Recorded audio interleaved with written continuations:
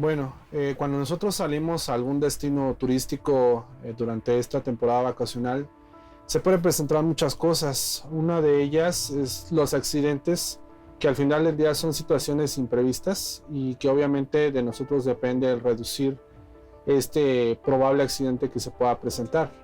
En muchas ocasiones planear nuestras vacaciones desde revisar nuestro vehículo, las condiciones en las que se encuentra, ya sea de manera mecánica, el usar el cinturón de seguridad en el momento en que nosotros nos trasladamos al lugar a donde vamos a visitar, el respetar los límites de velocidad de la carretera, el no ingerir bebidas alcohólicas, el no manejar cansado, son métodos de prevención que en muchas ocasiones evitan que podamos generar un accidente que nos pueda lastimar a nosotros, a las personas que viajan con nosotros o a una persona tercera.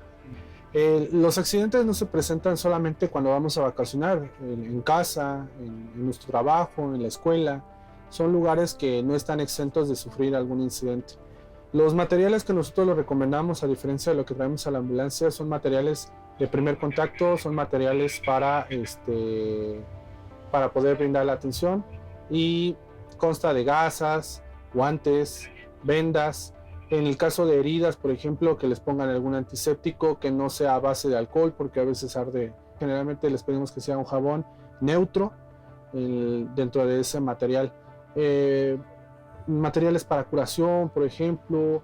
Si en algún caso alguna de las personas que viaja explícitamente con nosotros requiere un medicamento en particular, debe de portarse solamente para esa persona que lo consume, pero idealmente los botiquines no deben de tener medicamentos, agua potable, una lámpara, pilas y en algunos casos los números de emergencia, si es que no se conocen, a la zona donde nosotros vamos para que podamos tenerlos ahí a la mano y hacer uso de ellos en caso de que sea necesario. Bueno, el torniquete es un equipo que está diseñado para el personal de atención médica prehospitalaria. ¿Qué quiere decir? Es un profesional de la salud que tiene entrenamiento para colocar este dispositivo. Este dispositivo solamente se coloca cuando las técnicas básicas de control de hemorragias no son funcionales, pero solamente está recomendado para el personal prehospitalario. Lo que le recomendamos a la población civil en el caso de tener una hemorragia es hacer presión directa con gasas en el sitio de la hemorragia. Si es posible, agregar un vendaje compresivo para mantener la presión y esperar ya sea la llegada de los servicios de emergencia o bien trasladarlo al centro hospitalario para su atención definitiva. Lo que nosotros recomendamos en caso de la activación del 911 para que esta persona que se encuentra lesionada pueda recibir la atención más rápido, sea trasladada a un centro hospitalario de manera más rápida y no se pongan en riesgo. Hola, bienvenidos a Diálogos en Confianza. A todos nos gusta la palabra vacaciones y normalmente cuando pensamos en vacaciones pensamos en pasarla rico, descansar, olvidarnos de todos los problemas. Pero, como acabamos de ver, pueden surgir problemas durante las vacaciones. Entonces, el programa del día de hoy nos vamos a enfocar en primeros auxilios durante las vacaciones para que sepamos qué hacer, que no nos tome un imprevisto. Y bueno, pues vamos a arrancar de una vez el programa. Quiero agradecer a nuestros intérpretes de lengua de señas mexicanas. Están con nosotros el día de hoy Alberto Mújica y Lía Vadillo, y me está acompañando, que me da mucho gusto, Roseli. ¿Cómo estás?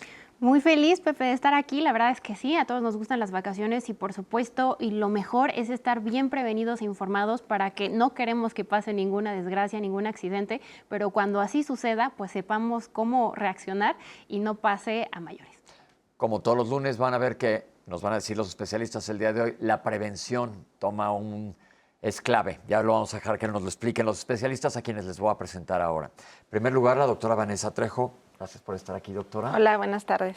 La doctora es pediatra, urgencióloga pediatra y paliativista pediatra. Doctora, explíquenos qué quiere decir paliativista. Los médicos paliativistas es una especialidad relativamente nueva en México.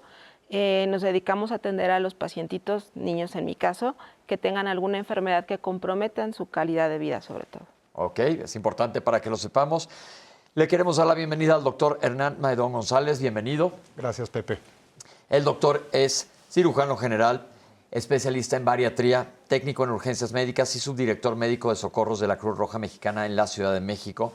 Y le damos también la bienvenida, ya lo conocen, al doctor Edgar Díaz. Edgar, ¿cómo estás? Muy bien, Pepe. Muchísimas gracias por la invitación. El doctor es médico cirujano con subespecialidad en medicina de reanimación, especialista en medicina de emergencia, maestría en administración de servicios de salud y director general del Instituto de Reanimación. Doctores, pues es un tema que probablemente la gente no quiere oír. Dices, híjole, me voy de vacaciones, lo último que quiero es tener cualquier tipo de problema. ¿Por qué es importante que hablemos esto? Háblenos de frecuencia de accidentes. ¿Por qué y qué tan enterada está la gente? Pues los accidentes en nuestro país y en otros lugares del mundo son la principal causa de muerte y de invalidez en personas de edad productiva y menores de edad. Entonces es algo que viene muy de la mano con la actividad humana. Definitivamente, como tú mencionaste, la prevención siempre nos va a dar mejores resultados que ya actuar sobre un evento adverso. Y aquí quiero hacer otro cliché. Los accidentes no existen. Todo es prevenible y todo acto humano que termina en un evento adverso se puede prevenir y se puede planear para que no suceda, y es parte de lo que hoy queremos platicar. Importantísimo. ¿Qué pasa en las vacaciones? Pues mira, Pepe, algo que debemos considerar es la prevención, desde el saber qué hacer, qué no hacer, límites de velocidad, como veíamos en la cápsula, o sea, el que estemos preparados con nuestro botiquín. Si bien no esperamos tener un accidente, sí existe la posibilidad de que este exista. Entonces, estar prevenidos definitivamente es algo que debemos considerar siempre, ¿no? Ahora, en el caso de los niños, por ejemplo, ¿no? O sea, tanto cuando nos vamos a algún lugar o cuando se quedan en casa porque no tienen clases. Claro. Pero sí en las vacaciones, ¿aumenta el número de accidentes en general? Aumenta porque hay mayor riesgo, porque pasan mucho tiempo fuera de supervisión, desgraciadamente. En los niños. Exacto. Y como yo siempre le digo a las mamás, todas las historias de terror empiezan con lo dejé solo 20 segundos. Entonces sí es súper importante siempre estar justamente preparados y prevenir esos eventos adversos. Ahora, en vacaciones, por ejemplo, ¿cuáles son los accidentes más comunes? Me imagino quemaduras, accidentes de tránsito. ¿Los accidentes de tránsito aumentan en vacaciones? Sí, definitivo sí. Y el problema, y bueno, ahorita lo comentaremos, es que aumenta la circulación, aumenta la velocidad y lamentablemente también hoy no solo el consumo de bebidas alcohólicas, sino las distracciones como el teléfono celular. Ok. Entonces, eso de verdad que hoy debemos tomarlo súper en cuenta para disminuir el riesgo al momento de estar manejando, ¿no? Por ejemplo. Doctor, arrancaste diciendo algo muy importante. Todos los accidentes son prevenibles. Es correcto. Los accidentes no existen. Ok, pero bueno, yo pensé ahorita, bueno, si yo vengo manejando perfectamente bien con toda mi precaución y choca a alguien más, también es prevenible si el otro se hubiera tomado alguna precaución. Yo creo que esto es muy clave que lo tengamos en mente, que casi todos los accidentes se pueden prevenir. Fíjate, Pepe, y esto es algo que debemos considerarlo. Incluso nuestros papás nos pudieron haber dicho, es que yo sé cómo manejas tú, pero no sé cómo manejan los demás. Es que yo sé cómo te portas tú, pero no sé cómo se portan los demás.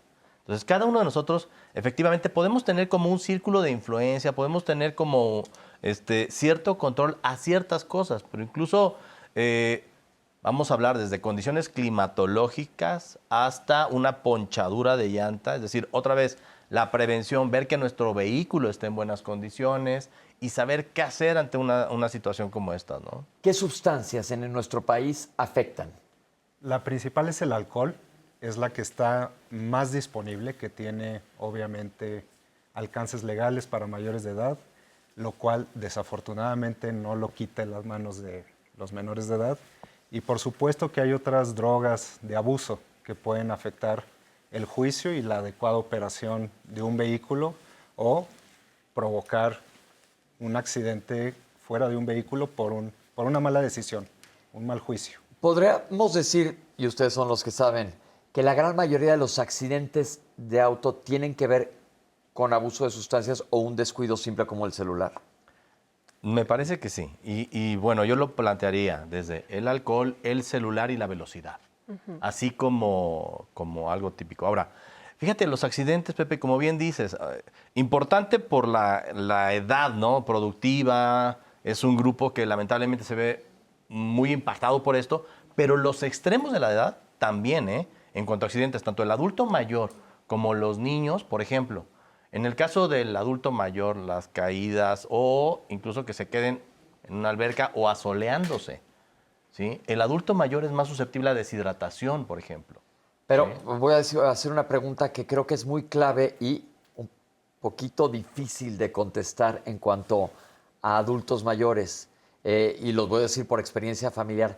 ¿A qué edad sería recomendable que un adulto mayor ya no maneje?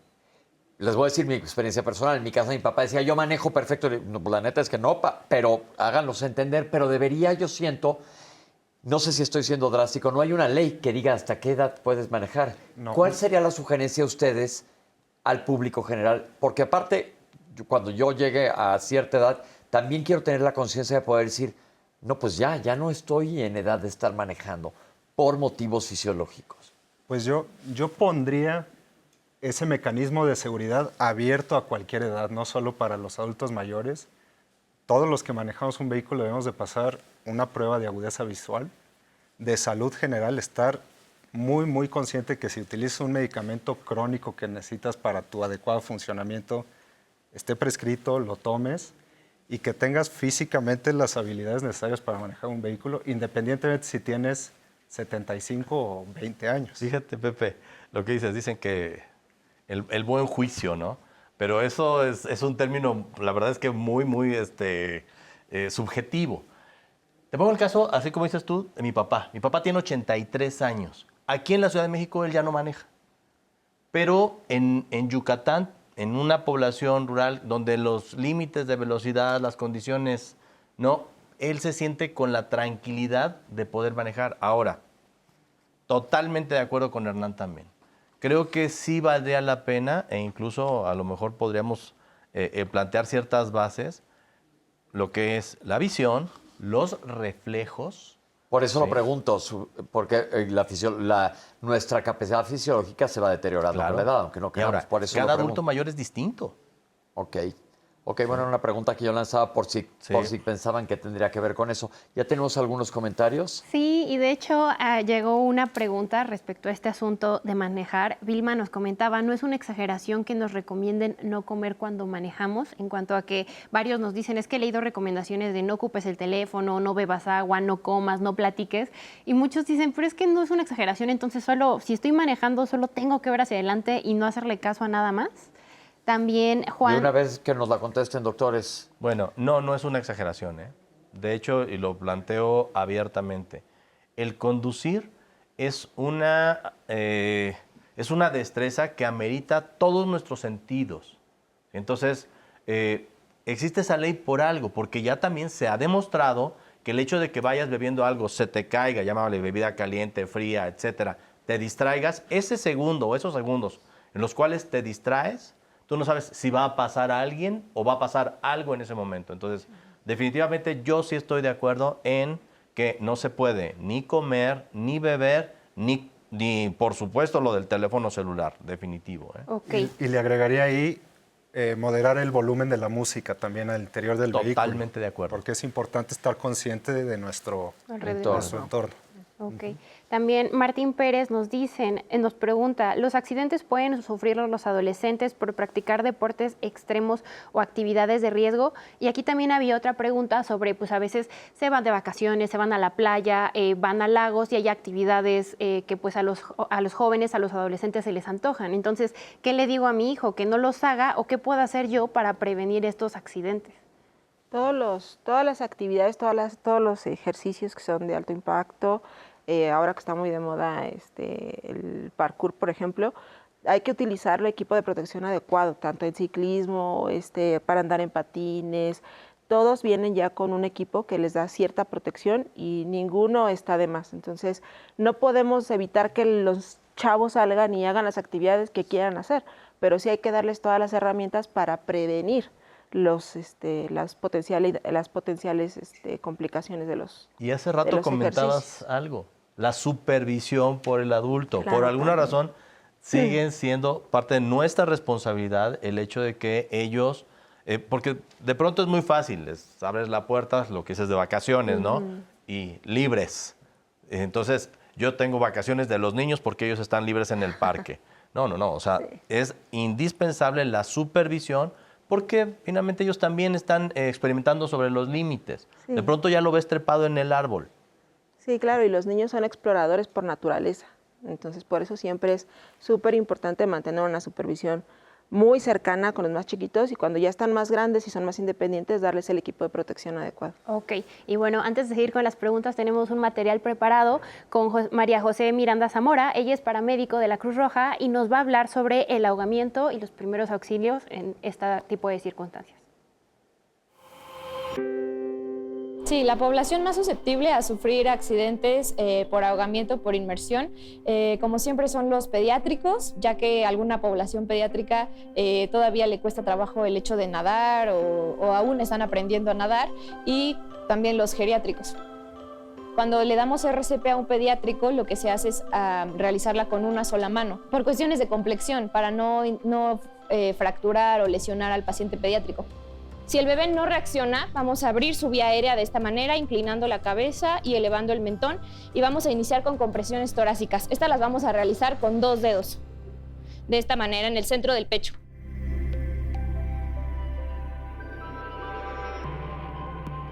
En caso de ahogamiento, lo que vamos a hacer es dar la RCP. La RCP es la reanimación cardiopulmonar. La RCP consiste en cruzar nuestras manos entrelazadas de esta manera y colocarnos en la parte inferior del esternón del paciente. Si el paciente no responde, tenemos que alinear su vía aérea de esta manera. Inclinamos la cabeza y elevamos el mentón.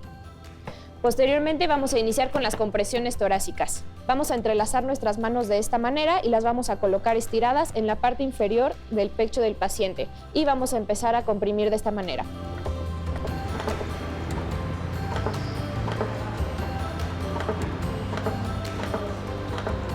Esta técnica la vamos a realizar hasta que el paciente expulse el agua. Una vez que el agua se expulsó de la vía aérea del paciente, vamos a proceder a lateralizarlo, lo vamos a colocar de ladito y lo vamos a dejar aquí en posición de recuperación. Una vez que el paciente se está recuperando y recupera el nivel de conciencia, tenemos que llevarlo a urgencias para que se le hagan exámenes para ver si hubo daño pulmonar. Las Naciones Unidas decidió que el 25 de julio es el Día de Prevención de Ahogamientos. Y aquí, a la hora que dijiste, doctora, son 20 segundos que dejé de ver al niño. Sí. Un niño se cae y no sabe nadar, es una tragedia. Normalmente son tragedias espantosas. ¿Cuánto tiempo tienes para aplicar primeros auxilios como vimos en la cápsula? Pues el cerebro aguanta hasta 5 minutos máximo sin oxígeno, pero son todas las complicaciones que se dan antes de eso, ¿no? El agua que entra al pulmón, el proceso inflamatorio que viene después de la entrada del agua al organismo. Además de que esto no solamente es en los niños cuando van a la alberca o al mar. En los niños menores de 2 años, la principal causa en la ciudad es cuando en sus áreas de explorar, como les decía, se vuelcan sobre una cubeta con agua y el peso de la cabeza les gana a los niños y entonces se van y se ahogan en una cubetita a los niños. Es la tercera causa más común de accidentes en el mundo. Ajá, el ahogamiento. Los ahogamientos. Ahora, en niños, pues como dice, la prevención es lo principal. Ahora, pensamos en México, tenemos unas playas maravillosas, albercas por todos lados, la gente en las vacaciones corre. ¿Qué tanto sirven los famosos flotis, los chalecos salvavidas, etcétera? ¿Qué recomendación le puedes dar al público? Sí les funcionan, sobre todo los que les permitan mantener movilidad también. O sea, eso voy, porque cuando yo era chico había unos que básicamente te ponían así de boca, o sea, pues, ideales para que nos ahogáramos todos. Entonces, lo ideal es que tengan movilidad. Sí, porque necesitan, o sea, no solamente necesitan mantenerse a flote, sino necesitan poderse mover. Entonces, a veces les ponen equipo muy grande a niños muy pequeños y entonces están los pobres así como que apenas si pueden sacar la cabecita ellos mismos. Entonces, sí es importante, son muy útiles, pero tienen que ser adecuados para cada edad. Las llantas famosas, que decían si te vas de cabeza en las llantas, cuesta mucho trabajo ponerse derecho. Muchísimo. ¿Qué podemos decirle al público? Bueno, yo tengo el honor de pertenecer a la sección de búsqueda y recuperación acuática de la Cruz Roja de Ciudad de México. Y retomando un poco de los puntos que dijo la doctora, primero hay que conocer nuestras limitaciones. O sea, ¿qué tan cómodo estoy yo cerca del agua? ¿Qué tanto conozco? ¿Qué capacidad tengo para llegar de un punto a otro? Y si conozco dónde está el fondo de ese cuerpo de agua, sobre todo si es un cuerpo de agua natural. Y les vamos a repetir aquí, los bebés no tienen por qué cuidar bebés, los niños no tienen por qué. Cuida a tu hermanito, la responsabilidad es de los adultos. Y los dispositivos de flotación, por supuesto que sirven. Hay dispositivos certificados, casi siempre chalecos, que pues están diseñados para que en caso de perder conciencia quedes boca arriba. Los flotis se les pueden ir a los niños por las manos. Una llanta o se van por abajo o quedan volteados o se van y se hunden. Y de nuevo, adolescentes, adultos, no porque vean que hay alguien nadando en una presa, en un río o en un mar, quiere decir que es seguro. No sabemos la capacidad que tiene la persona que está ahí y si deja de tocar de repente una persona que no sepa nadar o se enreda con flora del fondo, se puede ahogar. Y pues ahí les quiero recomendar también, si presencian un suceso, A eso voy. ¿Qué hacer si ves que alguien se está ahogando? de inmediato llamar al 911 y tratar de tomar los mayores datos posibles del lugar donde está sucediendo. Tratar de triangular. Yo veo a una víctima en medio del agua y decir, ok, hacia el fondo yo vi que había una palmera, esta cabañita, y hacia la derecha a lo mejor este restaurante, este anuncio espectacular, algo que nos haga saber a los servicios de emergencia dónde fue el suceso, en caso de que no pueda hacerse un rescate. Es que a eso voy. Por Y se tenga ejemplo, que si estamos de recuperar. vacaciones y veo que se cae un niño a la alberca, o un adulto, porque un adulto puede ahogar al otro adulto que lo va a ayudar, ¿qué se hace? Fíjate, Pepe, lo que planteas. Y yo creo que partiendo de la prevención como palabra Pero base. ya pasó el accidente, Ok, ya se por me un cayó lado, el joven que no sabe nadar a la alberca. activar sistema médico de emergencia, el es eso? 911, Ok. el 911 o el sistema local de emergencia. Me explico, estamos en un hotel. Le llamas al salvavidas. Tú ves que está ahí y hay un salvavidas, háblale al salvavidas. ¿Qué problema tenemos en cuanto a que la zona sea segura? Digo, si yo me aviento y yo no sé, como bien comentaban, qué tan profundo es, si yo no sé cómo hacer un rescate, ya no voy a tener una víctima, voy a tener dos. ¿Sí? Entonces, eso debemos tenerlo súper claro. Pero ¿sí? a lo que voy es, eso está perfectamente claro, estoy yo solo y veo que se cayó mi tía y no sabe nadar, Muy bien. hablo por teléfono y me le quedo viendo mientras se hunde. Ok, Yo ahora, creo que tenemos depende tenemos de las dispositivos, cada circunstancias. escenario puede ser muy complejo o distinto, ¿no? Pero, por ejemplo, en la alberca, por eso es que se recomienda tener este tipo de dispositivos largos, donde la gente Flotadores, pueda sí. sujetarse, o bien incluso bueno, le voy a llamar palo, ¿sí? Pero un remo o algo donde la gente pueda sujetarse. De esa manera yo no me voy a arriesgar. A eso voy. ¿sí? ¿Qué es lo que se debe hacer? Tratar de ayudarlos. Si no sabemos cómo ayudar, con algo así, con un flotador, como la veíamos en las caricaturas, Sí, que traen claro, una que- llanta salvavidas. Sí. Sí, hay límites, ¿no? Si es un chapoteadero y yo no soy experto en rescate, sí Claro, puedo bueno. sacar un niño, ¿no?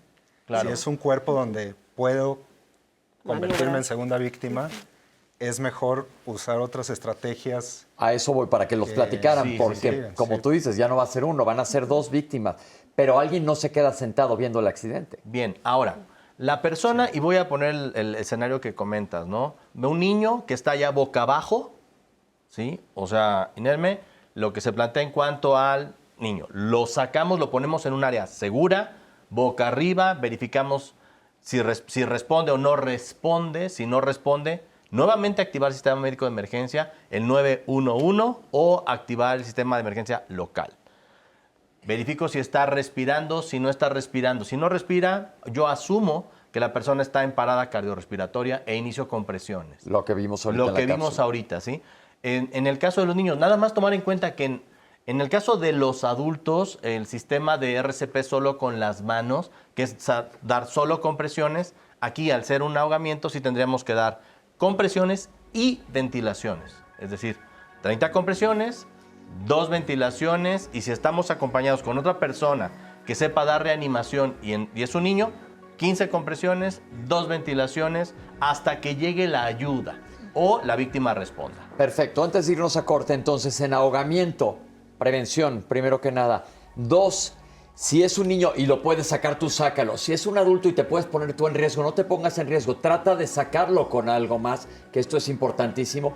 3, aplicar lo que acabamos de ver en la cápsula, pero ante todo, siempre llamar a que llegue alguien a buscar ayuda. Sí. Eso es lo más importante. ¿Ok? Perfecto, pues vamos a hacer un corte, y regresamos. Estamos hablando de prevención y cómo tratar en caso de accidentes durante las vacaciones. Ya venimos.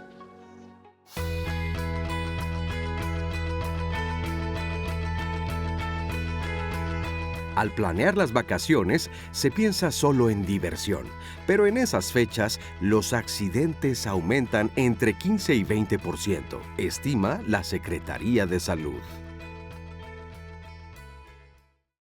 Gracias por continuar con nosotros en Diálogos en Confianza. El día de mañana en nuestros temas de familia vamos a hablar sobre la conciencia ambiental. Y es que estas cuestiones se aprenden desde casa. La importancia que tiene que los papás le enseñen a los niños el cuidado del medio ambiente es fundamental. Porque ahora que estamos de vacaciones, es importante cuidar los lugares a donde vamos y todo ello inicia en casa. Así que no se lo pierdan el día de mañana para seguir aprendiendo de este tema. Y bueno, continuando con el lunes de salud, ya tenemos muchos más de sus comentarios. Gracias por su participación. Hay varias preguntas que surgieron del bloque pasado. Hablando del 911, nos preguntaba Pilar, ¿debo tener los números de bomberos, Cruz Roja, etcétera, o solo podemos llamar al 911 y de ahí ellos nos guían o llaman a otros lugares de ser necesario? El 911 funciona a nivel nacional, donde haya una red de teléfono confiable.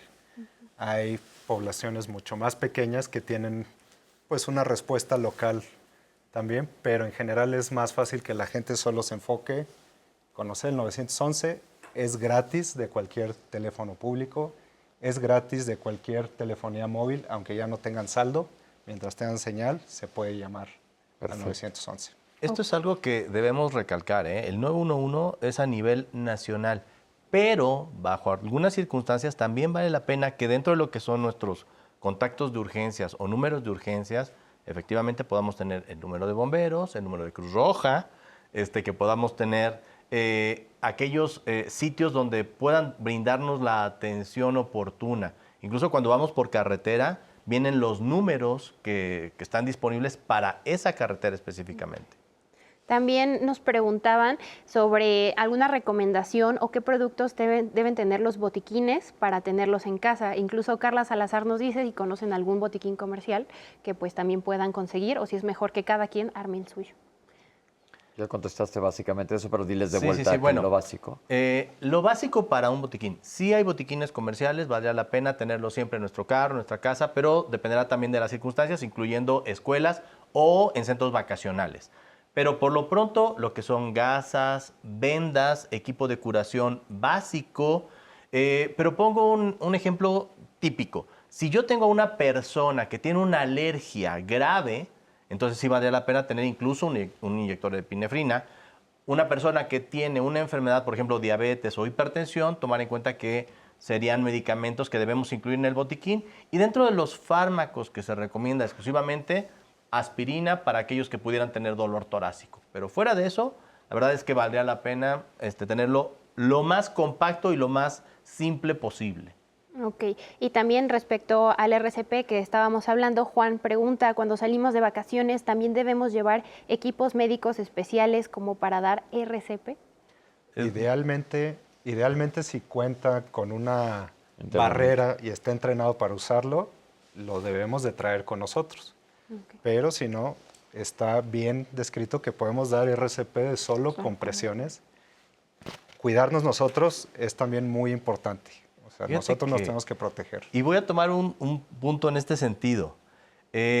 Hoy ya contamos con la iniciativa de Ley del Buen Samaritano, porque a veces nos da miedo hacer algo por temor a tener ciertas represalias, incluso legales, ¿no? Hoy ya está, por lo menos en la legislación mexicana, aceptada lo que es la Ley del Buen Samaritano, es decir, aquella persona que intenta ayudar no puede ser sujeto a ningún tipo de juicio, ¿eh? Por favor, lo que sí, y por favor, tomar en cuenta que lo del adulto es distinto, por ejemplo, con el paciente pediátrico en la reanimación, ¿no? Claro.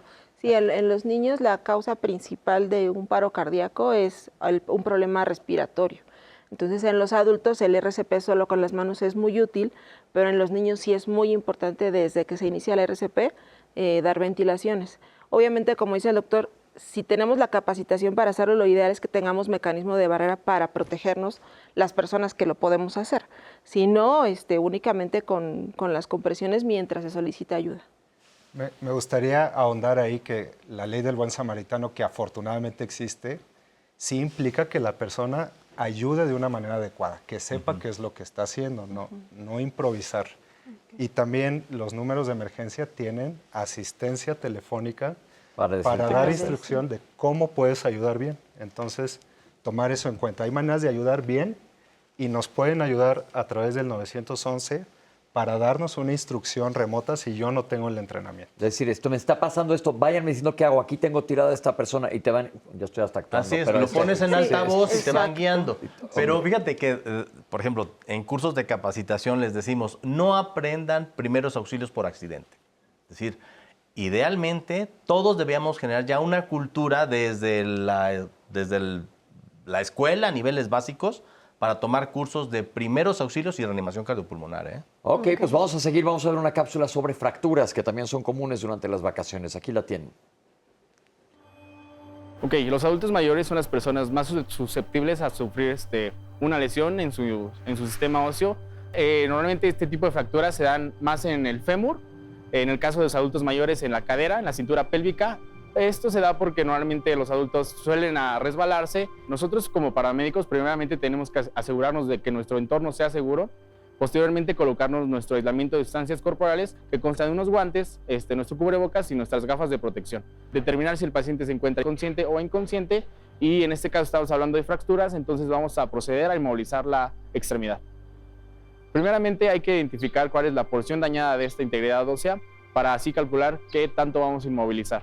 Para inmovilizar esta extremidad tenemos que medirla y vamos a tratar de colocarla en la férula y vamos a tratar de tomarla de articulación a articulación y de esta forma tratar de causar el menos daño posible.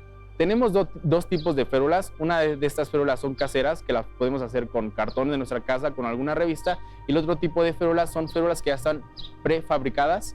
Estas solamente se colocan en la extremidad y tienen ellas mismas sus propias cintas con las que se ajustan.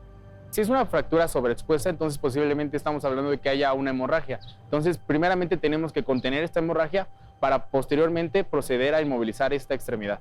Tenemos tres tipos de contención de hemorragia, desde una hemorragia exsanguinante hasta un pequeño, raspón.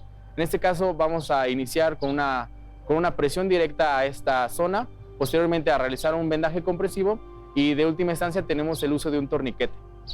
En este caso hay que proceder a trasladar al paciente. Si nosotros llegamos, ya contamos con la unidad, pero si este paciente sabe por sus medios, entonces lo prudente es que vaya a algún hospital y que ahí se le realice una radiografía para ver cuánto fue el daño. Excelente cápsula. Doctores, ¿qué tan frecuentes son las fracturas? Son muy frecuentes, sobre todo en los accidentes y al aire libre, ¿no? Afortunadamente en los niños en particular no todas son fracturas completas, como que tienen deformidad o hay pérdida total de la continuidad del hueso. En los niños también hay fractura en rama verde, en la cual como sus huesitos son como todavía no están completamente duros, son más flexibles, entonces al tener una fuerza que los impacte, como que se rompe solamente una parte, como romper una rama que todavía está fresca y no se alcanza a fracturar por completo. Entonces, esa es una gran ventaja que tienen los niños, pero el manejo siempre es igual, inmovilizar para tratar de limitar el daño y porque también genera muchísimo dolor cuando se mueve una extremidad que está fracturada. Algo bien importante, vemos que alguien se cae, no está en manos de nosotros saber si está fracturado o no, pero entonces ya vimos inmovilizarlo. Pero ¿hay algún área que sea más peligrosa que otra? Estoy pensando en el cuello sobre todo. ¿Qué hacer si veo que alguien ahorita se cae de una lámpara, pum, al piso? Lo ideal es no mover a esa persona, aproximarnos, hacerle saber que la ayuda viene en camino y evitar que personas que no tienen entrenamiento lo quiten o lo desplacen de ese lugar, al menos que esté en peligro inminente su vida. Si está en peligro inminente su vida, porque hay fuego, que se le vaya a caer el poste encima. le va a caer encima algo, Claro. Pues bueno, primero es la vida y luego la función y al último la estética. Pero en términos generales, un paciente que tiene una caída grave que no se puede mover por sí mismo, lo mejor es esperar a que los Llegue profesionales lo ayuden. Ok, ¿qué no se debe de hacer pensando en una fractura? Porque yo, como papá, no sé si está roto el hueso de mi hijo, o de mi amigo, del tío, del abuelo. Lo que comentan, por favor, no lo muevas. Ya está en el suelo, ahí déjalo. Y la otra, no le pongas nada, o sea, que no sea, por ejemplo, si hubiera sangrado, si fuera expuesto o algo así, con presión directa. Pero no le pongas absolutamente ningún tipo de sustancia, llámale alcohol, llámale cualquier tipo de antiséptico. Espera a que llegue la ayuda y ellos ya tomarán las decisiones. ¿Sí? Ok, estamos en un campamento de vacaciones, alguien se cae de un árbol y no Bien. va a llegar alguien, yo puedo trasladarlo, veo que se puede mover, pero le duele horrible la pierna o la cadera o el brazo. Se inmoviliza siempre como vimos con cartones, o si traes una férula con una férula, ¿qué es lo que se debe hacer y qué no se debe de hacer? Hay una manera muy fácil de inmovilizar a alguien y es aprovechar el lado de su cuerpo que está íntegro. Si está roto este hueso, puedo inmovilizarlo con el lado contrario que está Cuéntanos cómo sólido. se hace. Sí. Bueno, supongamos una fractura tibia peroné, yo puedo con la pierna que está sana poner con un vendaje como si fuera una férula. Mira, qué bueno, un tip súper práctico. Entonces, a veces no necesitamos equipos complejísimos y sí, si estamos en un lugar remoto, lo vamos a cargar, lo vamos a llevar a otro lado. Una persona se va a dedicar exclusivamente a cuidar que esa extremidad no se mueva, porque es doloroso y además puede generar hemorragia. Y entre los que lo puedan ayudar a desplazarse. Si es un brazo, una muñeca, una mano, hombro, pues también se puede inmovilizar sobre el tronco, con una venda, con un paliacate. Y bueno, esa persona puede caminar. Y se va al hospital a ver qué está pasando. Cuidaremos que no le duela el traslado. Pepe, fíjate, en este tipo de situaciones, algo tan simple como que la otra persona, como bien decían, a sí mismo se inmovilice, él va a saber qué movimientos le generan dolor. Recordando que el dolor es un mecanismo de defensa, ¿eh? Entonces, si fuera toda la extremidad todo este brazo, ¿sí? Entonces, que lo tome y vente, se puede desplazar por sí solo, vente, nada más lo vamos guiando.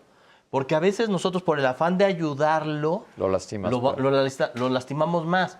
Otra cosa que no debemos hacer, si existe una deformidad, intentar en campo tratar de reducirlo. Por favor, eso no lo hagan. A eso iba. No traten de arreglar nunca ustedes una fractura porque puede salir peor el caldo que las albóndigas, literalmente. Puedes lastimar un vaso sanguíneo, un nervio, etcétera.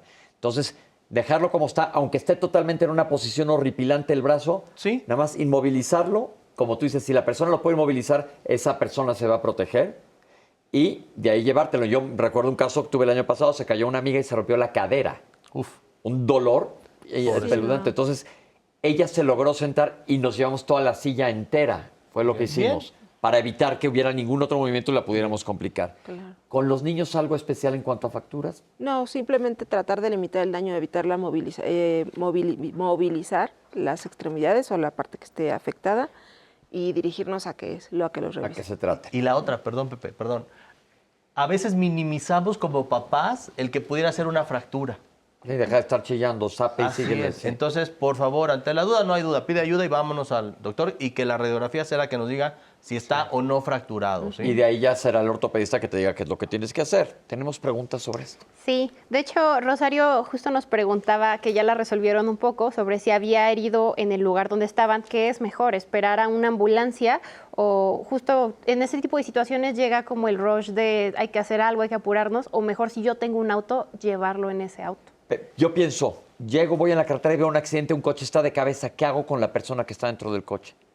Ahí lo primero, llamar al 911, poner tus intermitentes, tratar de prevenir que la gente siga chocando o que sigan pasando encima de una persona que está atropellada. Ese sería el primer paso, tratar de asegurar y contener el tráfico lo mejor posible.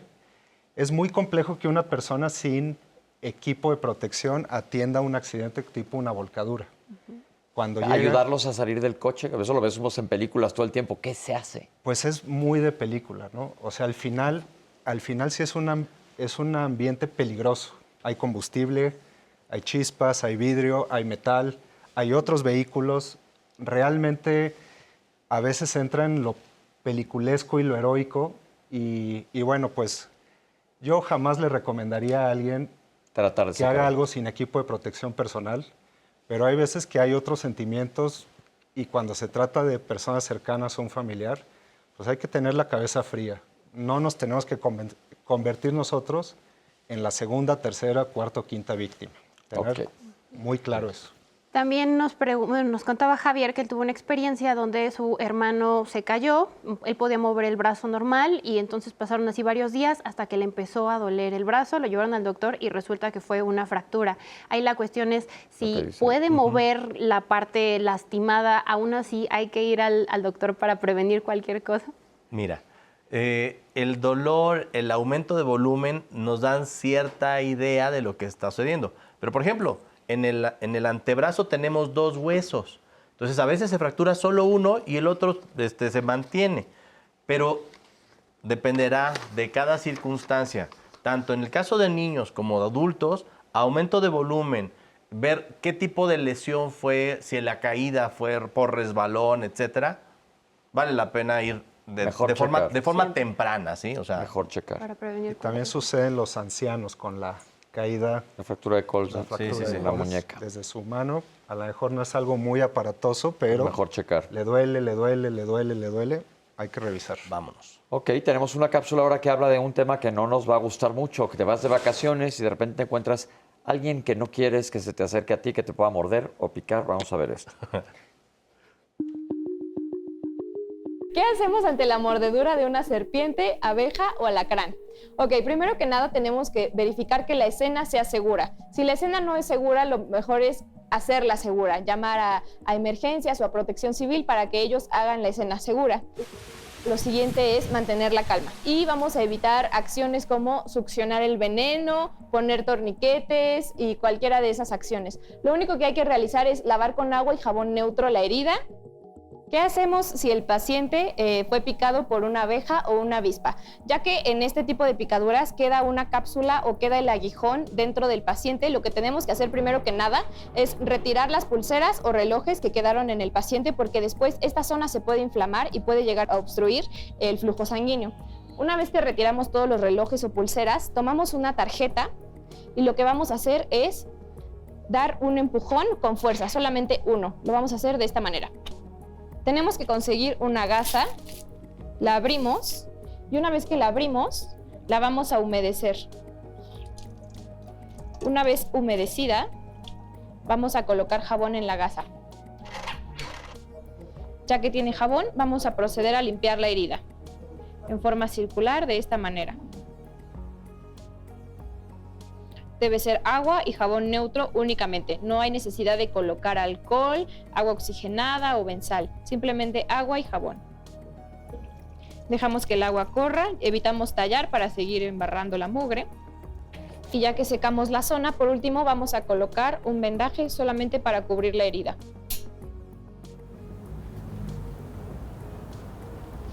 Lo que tenemos que hacer es identificar datos de alergia franca, como puede ser que se empiece a inflamar su cara, igual y sus labios, su lengua, que empiece a haber quizá un poco de cianosis, lo que es que se ponga morada la cara por falta de oxígeno. Lo que pasa es que puede ocasionar una reacción alérgica muy exacerbada y esto va a ocasionar edema, lo cual es una inflamación en la vía aérea del paciente. Debido a esta inflamación puede ser que el paciente, ya sea pediátrico, adulto o geriátrico, pierda la capacidad de respirar. Entonces el paciente podría llegar a perder la vida por una reacción alérgica. Identificar qué fue lo que lo mordió o lo picó. Inclusive si se tiene al insecto a la mano, lo que pueden hacer es matarlo y después guardarlo para trasladarlo de igual manera al hospital y así los médicos puedan saber exactamente qué antídoto utilizar.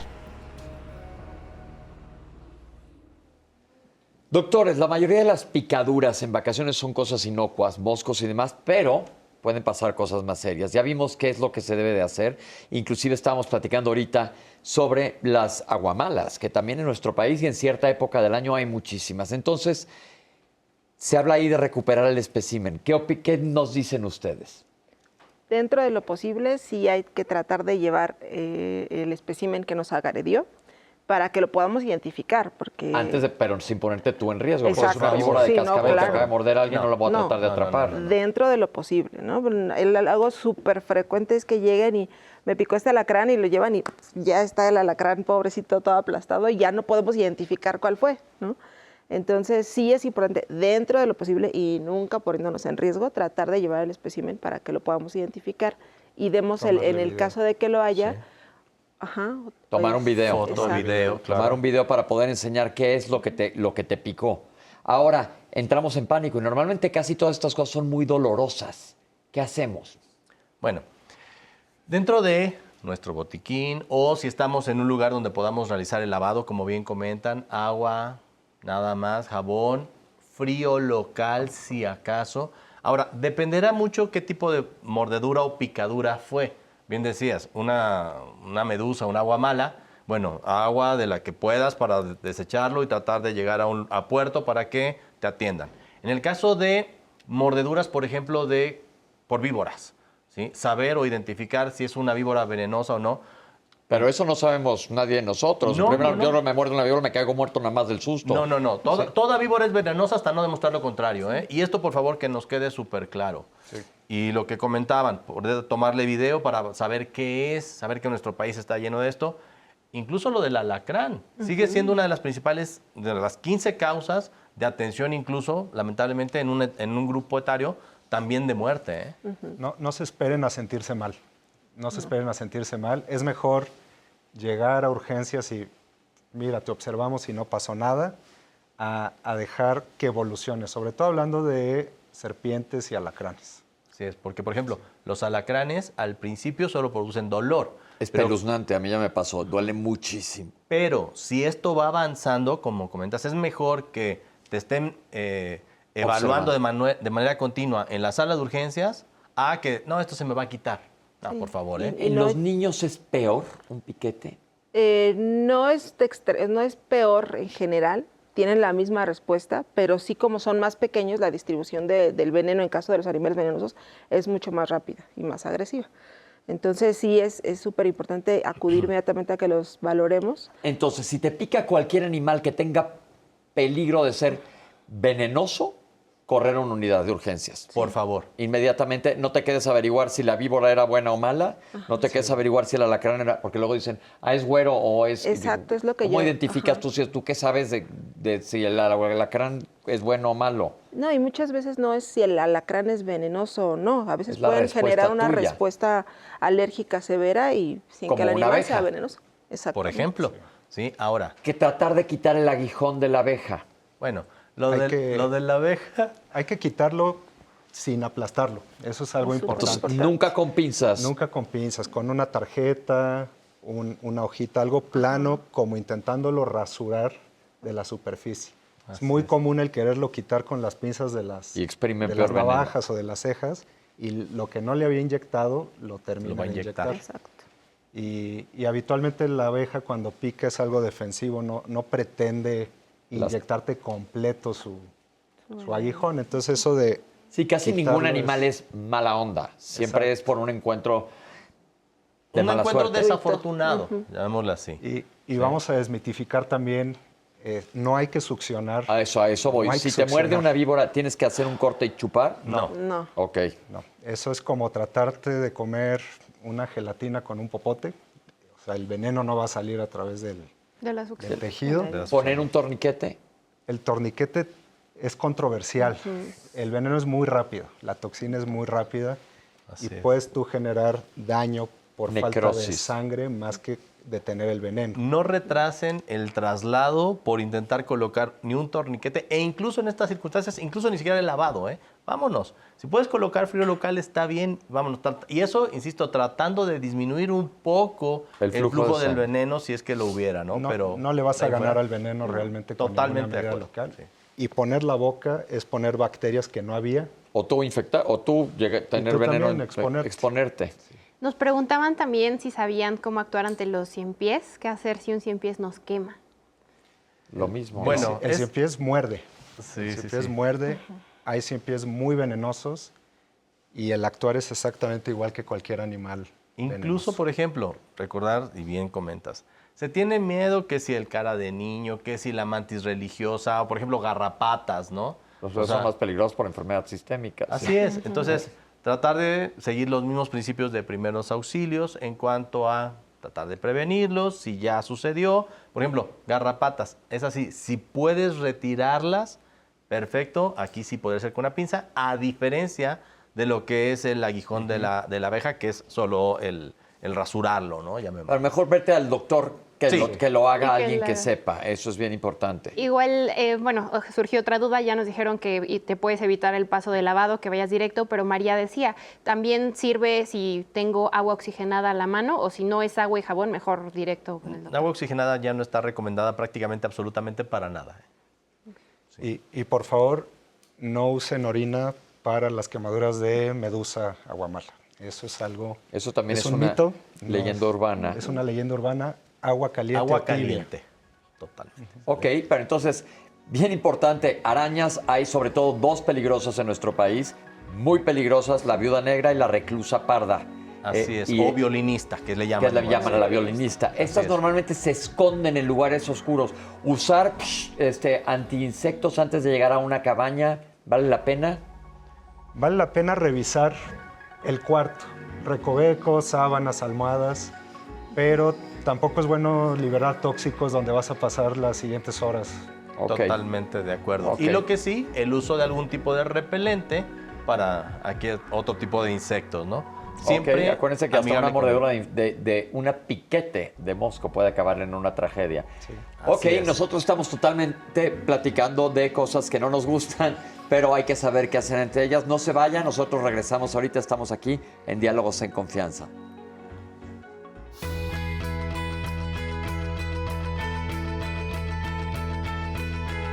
Durante 2020, en México se registraron 1,555 muertes por ahogamiento en temporada vacacional. Por eso, los niños deben estar bajo la supervisión de un adulto y no estar solos en la alberca. Instituto Nacional de Estadística y Geografía. Estamos de regreso en Diálogos en Confianza con nuestro tema Primeros Auxilios en Vacaciones. Muchas gracias por su participación y seguimos con las múltiples preguntas que han llegado. Seguimos hablando un poco sobre el asunto de las mordeduras y piquetes. Nos preguntaban también, ¿debo acudir si me muerde un ratón o una rata con algún doctor o ahí es diferente el procedimiento? Sí, por favor, hay que acudir con el médico. Ahora, tomar en cuenta lo siguiente. La mordedura por sí misma puede generar lesión, sangrado, que puede ya ser de riesgo, así como por el perro, por ejemplo. Pero aquí el factor asociado, la posibilidad o probabilidad de rabia o infección sobreagregada a este tipo de mordidas. Entonces, toda mordedura por un animal salvaje necesariamente tiene que ser valorada. Oye, quiero agregar una cosa. De las mordeduras creo que más peligrosas que existen en el mundo es la del dragón de Komodo, que espero que nunca te muerda uno porque no creo que la platiques. Y dos, la humana. Sí. Claro. Exacto. La mordedura humana es muy, muy, muy peligrosa y eso nadie lo considera. La mordedura humana es creo que peor que la de una rata. ¿Sí? Altamente contaminada. Sí. Así muy es. sucia. Entonces, Híjole.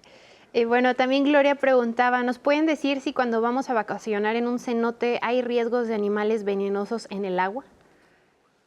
de eso yo les puedo platicar porque parcialmente vivo en Yucatán. Entonces, en los cenotes existen distintos factores de riesgo. Por un lado, amibas de vida libre, que son ciertos bichitos que están ahí en el agua, entonces evitar deglutirla. La otra, también hay murciélagos. No hay cosas venenosas que estén circulando por ahí en los cenotes, y por favor eso tomémoslo en cuenta. Pero sí hay murciélagos y los cenotes tienen cavernas donde pueden estar los murciélagos y hay otras enfermedades asociadas al excremento de los murciélagos. Entonces, ese tipo de situaciones también hay que prevenirlas. Si tienes alguna inmunodeficiencia, si te trasplantaron y estás recibiendo medicamentos inmunosupresores, yo recomiendo no meterse a cuevas, ni a cavernas, ni a cenotes. ¿Por qué?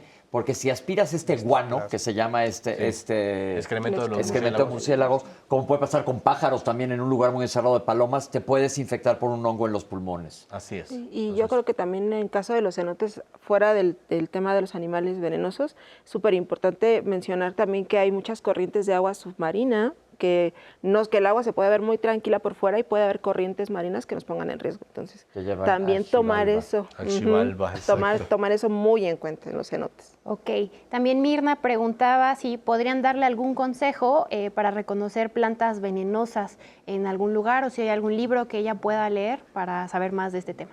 Lo mejor es respetar el hábitat y no tocar nada. Esa es la primera regla.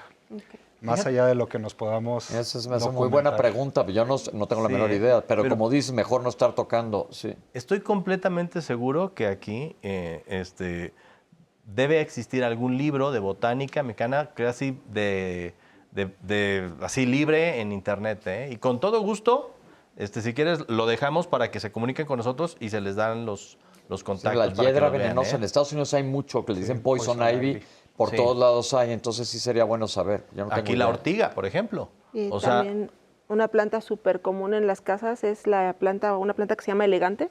La hoja elegante. La hoja elegante, así es. Que es corrosiva, entonces cuando la mastican puede haber lesiones internas. Mira. Entonces tampoco permitan que se estén comiendo mejor las plantas. Ni plantas ni hongos, por favor. Sí. También el ahogamiento sigue causando cierto sonido en el público. Nos plantearon la situación de si estamos en una playa virgen donde no hay salvavidas, no hay médicos, no hay nada, ¿qué se debe hacer si alguien se está ahogando? Otra vez, nos ponemos en la balanza de lo dejo, me arriesgo, ¿qué hago? Aparte de marcarle al 911.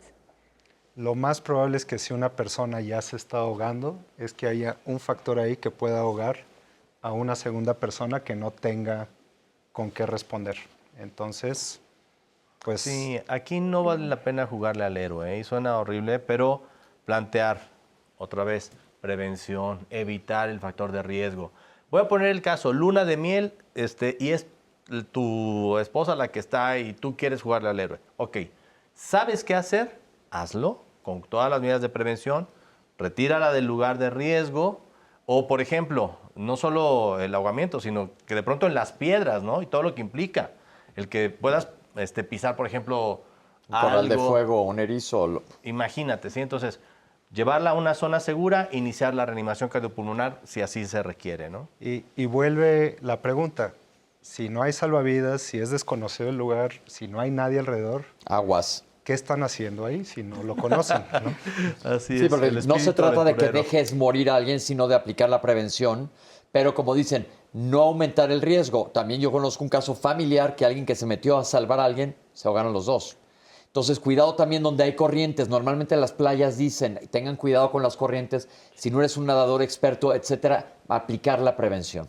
Y fíjate, por ejemplo, incluso en ríos, la corriente que puede tener, por ejemplo... Para empezar, la víctima a veces ya ni siquiera la vemos, entonces la corriente ya se la llevó. Y si una persona intenta aventarse o nadar para tratar de salvarla, lo más probable es que sean dos víctimas. Y retomando ese tema de aguas rápidas, por favor, no intenten cruzar ríos ni con coche, ni caminando. La fuerza del agua es extremadamente grande. 30 centímetros de agua a medio metro por segundo de velocidad. Es suficiente para tirar a un adulto y arrastrarlo. O sea, es a ese nivel la fuerza del agua. No crucen cuerpos de agua ni caminando ni con vehículo. Hablando también de cuerpos de agua, Sara nos pregunta si voy a Xochimilco, ¿cómo puedo prepararme para prevenir un accidente? Usa chaleco. Te tomes 40 tequilas. Primero, evita ingerir bebidas alcohólicas. O sea, porque los accidentes que hemos visto en las noticias están asociadas casi siempre a la ingesta de alcohol. Es decir, los canales de Xochimilco, muchos tienen 30, 40 centímetros, algunos sí tienen un metro, metro y medio de profundidad, algunas zonas probablemente un poquito más, pero si una persona no está alcoholizada, es muy probable que pueda recibir ayuda, incluso así con la mano. Entonces, la prevención a todo lo que da. Y a partir de un suceso desafortunado que hubo hace un par de años, ya es obligatorio que los tripulantes usen chaleco. Entonces debe de estar disponible en la embarcación el uso de un chaleco de flotación. Eso, sean 30 centímetros, sea 1,5 metros, hayas tomado o no hayas tomado, pues te da una posibilidad de flotar y para los habitantes de Xochimilco, que todos deben tomar cursos de primeros auxilios. O sea, porque finalmente las personas que van ahí como responsables de las trajineras, van como responsables de todos los que van ahí, ¿eh? Entonces, indispensable que todos ellos sean capacitados en primeros auxilios y rescate acuático. Ok. Sí. Alex también nos preguntaba, aparte del chaleco, ¿qué podemos hacer para prevenir accidentes cuando nos subimos justo a tours en embarcaciones? Siempre, siempre, siempre cualquier embarcación, motorizada o no motorizada, debe de llevar todos los tripulantes, aunque sean nadadores olímpicos, un dispositivo de flotación, un chaleco. No sabes si al caer te vas a golpear la cabeza, te va a pasar encima un wave runner, lo que sea. Es mejor, en caso de inconsciencia, flotar, porque si no, una persona se va como piedra en cuanto deja de Y seguir nadar. las indicaciones. O sea, de verdad que a veces por querer salir en la foto, por querer, no sé, tomar un momento especial, evitamos las indicaciones de prevención que ya se tiene demostrado que funcionan. El clásico que se va hasta la punta de la lancha, ¿sí? Solo por tomarse la foto ahí y sale volando, ¿no? Perfecto, pues vamos a seguir. Ahora tenemos otro tema que también ocurre en vacaciones, bueno, y no en vacaciones. Vamos a hablar de quemaduras. Aquí tenemos la cápsula. En esta temporada de calor es muy importante la prevención y más cuando es exposición al sol. ¿Qué es lo que tenemos que hacer? Utilizar un factor de protección solar. Esto antes de estar en el rayo del sol, aproximadamente o mínimo 30 minutos antes de la exposición. Utilizar ya sea ropa ligera, colores claros, sombreros, gorras. Existen 3 tipos de quemaduras. La primera o de primer grado afecta lo que es la epidermis, la capa externa de la piel. Tenemos la de segundo grado, que esta afecta hasta la segunda capa de la piel, que sería la epidermis, dermis. Y aquí algo muy característico son las ampollas. Y tenemos las quemaduras de tercer grado, que estas afectan incluso hasta el músculo o hueso.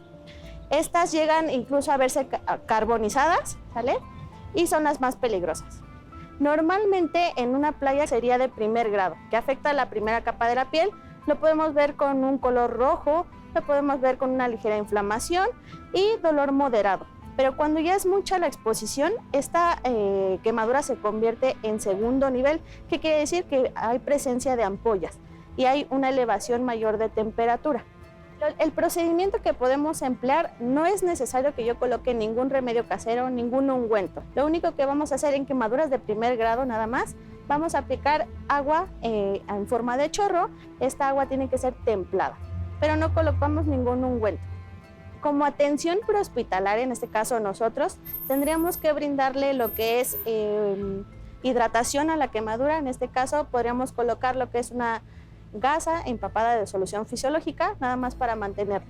En vacaciones, pues los niños permanecen en casa. ¿Qué es lo que tendríamos que hacer? A lo mejor cuidar estos contactos de luz, que a lo mejor tuvieran una protección, cuidar o prohibir que no se acerquen a lo que es la cocina, verificar que las llaves de la estufa se encuentren bien cerradas, que los niños no manipulen los cerillos o los encendedores. Eso sería muy importante a nivel de la casa, ¿no? Debemos de acudir o llamar al servicio de emergencia cuando nosotros vemos presencia de ampollas. Esto habla de una quemadura de segundo grado, cuando es en menores de edad o que abarca una superficie corporal de quemadura muy grande, o cuando es en circunferencias, lo que es cara, cuello, tórax y las articulaciones. Como acabamos de ver, una quemadura puede ir de algo sencillo hasta una tragedia que te arruine el resto de tu vida. Pero vamos a seguir pensando, estamos en las vacaciones. A los niños les encanta estar en la playa, en las albercas. Yo tengo fotos, gracias a Dios ha habido más conciencia del sol a través de los años, en que yo y mis hermanos parecemos tamales de dulce, de cómo era en aquel entonces. ¿Qué hay con los niños? Ahora hay ropa inclusive que protege del sol. ¿Qué nos puedes decir, doctor? Sí, en los niños definitivamente se sugiere utilizar trajes de baño con cobertura para rayos UV, que sean lo más completos posibles, y el uso de protector solar al menos cada 4 horas. En particular en los niños menores de 6 meses no se puede utilizar protector solar. Hay algunos que se pueden llegar a utilizar, pero los mecanismos de protección en menores de 6 meses son de barrera.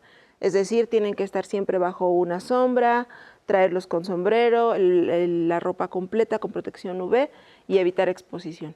Que ahora, en cuanto a todos los bloqueadores solares, ¿qué número?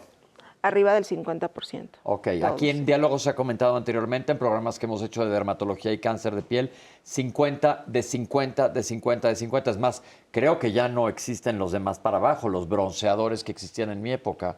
Pero seguimos viendo a gente, sobre todo, va a su lugar de vacaciones, la gente huye de Canadá y de los fríos tremendos y llegan aquí a las playas increíbles de México y desde el primer día están quemadísimos. Yo me acuerdo una época que, voy a remontarme, ahora sí voy a revelar mi edad, se puso de moda una actriz que se llamaba Bodere, quise hacer unas trencitas de todo el pelo.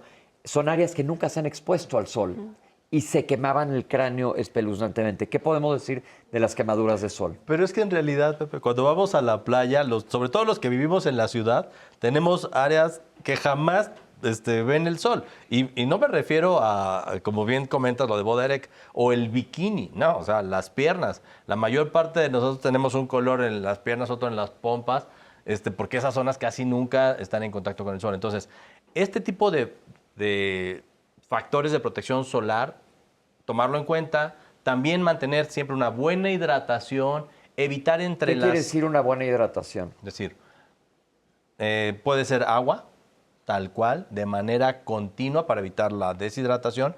Ya no estamos hablando de los que se decían en cuanto a cantidades, no, nada más evitar la sed, que habitualmente llegan a ser de 2 a 3 litros, sí. Evitar, por ejemplo, también bebidas con alcohol como tal y evitar estarte asoleando entre las 11 de la mañana y las 2 o 3 de la tarde, que es cuando el rayo del sol cae más pesado y la luz ultravioleta es cuando más quemaduras producen.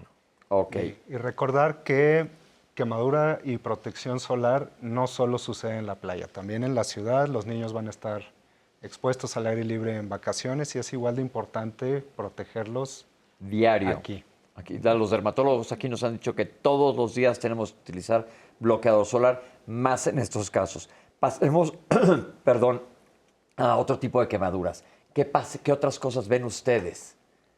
Pues puede ser desde la quemadura por fuego directo, a las personas que se van a acampar, por ejemplo, que hacen fogatas, están expuestos totalmente al fuego directo. En el caso de los niños, así también como hay quemaduras por el sol, es muy importante prevenir los golpes de calor. ¿Qué es un golpe de calor, doctor? Un golpe de calor es cuando están expuestos a temperaturas elevadas, arriba de 35 grados, y no mantienen una buena hidratación. Y los niños pierden muy rápido la capacidad de regular su propia temperatura y comienza a haber daños en otros órganos, no solamente a nivel de la piel. Entonces es súper importante no mantenerlos a temperaturas elevadas, mantenerlos bien hidratados y evitar que hagan ejercicios extenuantes expuestos a la luz del sol. Ahora, hablando de fuego directo, ¿qué hacemos si alguien se prende? ¿Cómo lo apagas? Hay que pedirle que se tire al piso y ruede. Eso tiene 2 propósitos principales. El primero es que no se siga quemando hacia la parte de la cara y la segunda es que el efecto de rodar vaya apagando, sofocando las flamas. ¿Taparlos con algo? Sí, siempre y cuando sea un material adecuado para eso. ¿Qué materiales son adecuados? Porque esta pregunta la hice con jiribilla. ¿Por qué? Porque si tú tapas a alguien con algo que sea flamable va a ser peor. Sí, si usas el cobertor del tigre se va a prender completo el cobertor. Es que es bien importante. Sí. El chiste de este programa es que digamos consejos prácticos. Pero una colcha, una sábana lo puedes tapar. Si la puedes mojar. Tiene que ser algodón, tiene que ser una fibra natural. Si lo puedes mojar, realmente te va a tomar tiempo y va a pesar mucho para cubrir a una persona. Entonces, por eso la recomendación es deja de correr para no avivar la llama, tírate y rueda. Esos son los 3. ¿En cualquier piso, en cualquier material, cerámica? Sí, es mejor rodar, parar, tirarte y rodar, que seguir corriendo y avivando las llamas, quemar cara, quemar vías aéreas. Ok, bueno, es un punto muy importante que no sabemos, entonces al suelo y rodar, tratarlo de cubrir con algo que no sea algo sintético, que se vaya a prender peor. Alguien ya se quemó. Sí, ahora, Pepe, también dentro de lo que prevenir ahorita en vacaciones, por favor, los niños también se la pasan corriendo en la cocina. Aguas con eso. Otro lugar donde suceden quemaduras de manera también dramática es que pasan por la estufa, está el aceite hirviendo, está el mango hacia afuera y... ¿Qué quiere decir? Explícalo del mango hacia afuera. Sí, por ejemplo, Voy a imaginarme que esta taza fuera un sartén y el mango, aquí está la orilla de la estufa, que esté hasta acá. Pasa alguien corriendo, sale volando el sartén, entonces eso puede generar la quemadura, por ejemplo, en este caso con aceite, pero también los niños de pronto se intentan asomar y jalan, por ejemplo, los trastes con agua hirviendo y se les va encima, ¿eh? Entonces, siempre que los mangos de los sartenes estén hacia adentro de la estufa. Sí, por Ahí favor. es una medida muy fácil y muy sencilla y estás pudiendo evitar una tragedia. Pero por favor, que los niños no estén cercanos a la estufa. Que los niños no entren a la cocina sería lo Sí. ideal, pero tristemente en este país además muchas veces se cocina con Claro. leña, se cocina fuera. Hay que tener mucha conciencia de eso, porque como decimos, una quemadura puede pasar a ser algo mucho mayor. Ok, me quemé y me salió una ampolla. ¿Qué hago con esa ampolla? No hay que tronar la ampolla. Volvemos de nuevo a los mitos. ¿Independiente del tamaño? No hay que picarla. La ampolla está cubierta por piel que nos está protegiendo de una infección. Ese líquido está estéril mientras nosotros no lo piquemos y no lo manipulemos. Entonces, hay que dejar las ampollas en paz, están cumpliendo su función, nos están protegiendo de una infección y del dolor. Ok. Entonces, no truenen ampollas. Ya vimos que si te estás quemando, no le pongan pasta de dientes, no le pongan mostaza, agua. Agua corriente, o sea... ¿A qué temperatura? A la que salga de la llave de manera, por favor, el agua fría, ¿sí? Es decir, el agua corriente tal cual. Tiempo suficiente, 1 o 2 minutos. Tomar en cuenta lo siguiente, ¿eh? Si te cayó, por ejemplo, aceite o algo, el calor sigue ahí. Entonces, debemos permitir que baje la temperatura de la piel para que no se haga una quemadura más profunda. ¿Cómo haces metiéndola al agua, le neutralizas la temperatura? Con el agua corriente tú dejas que baje la temperatura de manera Y continua. evitar el uso de hielo, porque Por también favor, se también. generan quemaduras secundarias por el descenso brusco de la temperatura. Los vasos sanguíneos se cierran y entonces empiezan a lesionar la piel como una quemadura secundaria. Y me gustaría ahondar, hablando del tema de agua, sábanas y demás. Una parte quemada que no quepa en un lavabo, no hay que empapar a un paciente quemado. ¿Cómo? Las quemaduras extensas, las que van allá, más allá de una mano, antebrazo o un pie, pierden mucho calor porque está toda rota la piel. Entonces, si nosotros a una persona que tiene quemaduras extensas la cubrimos con una sábana y lo mojamos, vamos a Se le hacer va a que esa pegar. persona pierda Pierde temperatura. genera hipotermia. Puede hacer hipotermia, entonces mucho cuidado. Si cabe abajo del lavabo, perfecto, agua. Una quemadura ya más extensa, no hay que empapar al paciente por el riesgo de hipotermia. Ya nuestra piel no mantiene el calor, irónicamente. Que en es una uno de los quemadura. mecanismos reguladores de temperatura, es nuestra piel. Entonces ahí le estás exponiendo y estás lastimando peor a un paciente. ¿Cuándo una quemadura es una quemadura que nosotros no sabemos como público general si es primero, segundo o tercer grado? ¿Cuándo una quemadura debe de ir al médico? Toda quemadura en cara, pliegues, genitales, niños en más del... Es que también calcular de lo del 10, 20%. Por eso, pero para la ¿sí? gente que nos está viendo, ¿cuándo ir? Quemaduras en cara, incluye ojos, nariz, etcétera. Cara, pliegues, manos, genitales, vámonos a la sala de urgencias. ¿sí? O sea, Nada más eso, pero no, ¿qué no, tal no, alguien no. que se quemó tremendamente la espalda? No, eso como indispensable. Ok. Ahora, si tú ves que la persona tiene quemaduras, como planteaba ahorita Hernán, que no caben en una tarja, por favor, vámonos a la sala de urgencias lo antes posible. Y todos los niños que tengan quemaduras que genere ámpulas, por favor, vámonos para que los valoren. ¿sí? Ok. ¿Algo más que aplicar a quemaduras o no aplicar nada? No apliquen nada. Nada. Tampoco sábila, porque Esteban nos preguntaba si puede usar sábila para refrescar. Déjame una pensarlo, no. No, nada. No mayonesa, no mostaza, no vinagre, no huevo. O sea, no es una ensalada, es una quemadura. ¿sí? Entonces, solo agua corriente y vámonos a la sala de urgencias. Y hablando del tema de prevención, también es muy importante que el calentador de agua de la casa esté regulado entre 35 y 38 grados máximo, una temperatura cómoda. Si nosotros ponemos la temperatura muy alta, sí, nos bañamos más rápido, se calienta más rápido. Pero si se resbala una persona en lo que se calienta el agua y no se puede mover, una persona de la tercera edad, un niño, Si nuestro calentador está a 60 grados, Se va a quemar. se va a vaciar el calentador sobre esa persona. Entonces, ese punto de prevención también me parece relevante. Nunca lo había Sí. escuchado y es algo muy interesante. Los Hay que niños tenerlo en cuenta. siempre tocar la tina antes de meter a los niños, Siempre. porque luego dices, ahí le dejo toda la caliente y luego le pongo un poquito de fría. No, siempre hay que tocar la temperatura antes porque es muy común las quemaduras por escaldadura en los niños. O sea, que los meten a bañar en agua caliente y no checaron la temperatura y llegan todos quemados. Es súper frecuente. Checar con el codo, no con la mano. Okay. ¿Por qué? Nuestra mano es menos sensible al calor. Miren cuántos tips estamos aprendiendo el día de hoy. Son cosas que no sabemos y que nos pueden salvar la vida, ya sea de nosotros o de alguien más. Nosotros vamos a hacer un corte, pero todavía estamos aquí en Diálogos en Confianza hablando de cómo, primero que nada, prevenir y cómo tratar primeros auxilios en caso de un accidente durante las vacaciones. Bueno, aplica también cuando no estés de vacaciones, la mayoría de las cosas de las que hemos hablado ahora. No se vayan, síguenos mandando sus preguntas porque todavía hay muchas cosas que contestar y aquí los doctores están listos para contestarles a ustedes.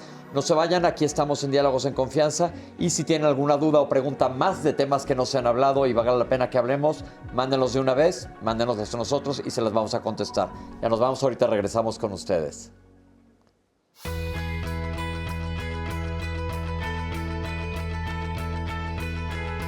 Capacitarse en primeros auxilios puede ayudar en casos de desmayos, fracturas, mordeduras, picaduras de insectos, accidentes de tránsito o quemaduras por el sol.